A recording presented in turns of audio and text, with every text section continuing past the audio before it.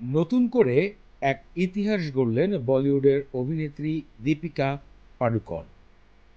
Bollywood global icon হিসাবে তার নাম ইতিপূর্বেই সব জায়গায় ছড়িয়ে পড়েছে। এবার সাম্প্রতিক সময় লুই ভুটন ইন্টারন্যাশনাল লেভেলের একটি ফ্যাশন শো, যেখানে পৃথিবীর সবচেয়ে দামি ফ্যাশন হাউস হিসাবে সকলেই চিনে, এবার সেখানের জুরির সদস্য হিসাবে নাম ঘোষিত হয়েছেন বলিউডের এই অভিনেত্রী দীপিকা পাড়ুকোনের।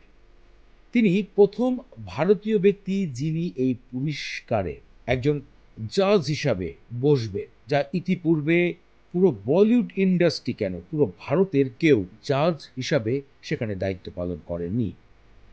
মঙ্গলবার LVAH ইনস্টাগ্রাম পেজে দীপিকা পাড়ুকোনের নাম ঘোষণা করা হয়েছে।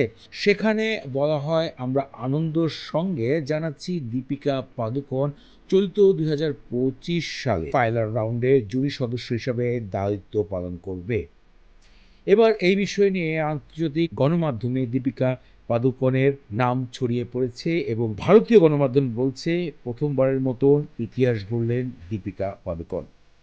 দীপিকা পাড়ুকোন 2018 সালে অন্যতম বলিউডের জনপ্রিয় নায়ক রণবীর সিংয়ের সাথে বিবাহ বন্ধনে আবদ্ধ হন। এদিকে 2018 সালেই রণবীর সিংয়ের সাথে জুটি বেঁধে পদ্মাবত সিনেমায় অভিনয় করেন, যে সিনেমা ছিল বেশ ব্যবসা সফল একটি সিনেমা।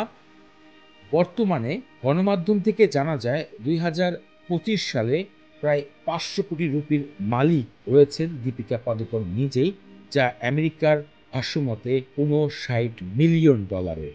ফ্রেন্ডস, এরকম আরও ইন্টারেস্টিং বিষয় জানার জন্য আমাদের ইউটিউব চ্যানেলটি সাবস্ক্রাইব করতে ভুলবেন না।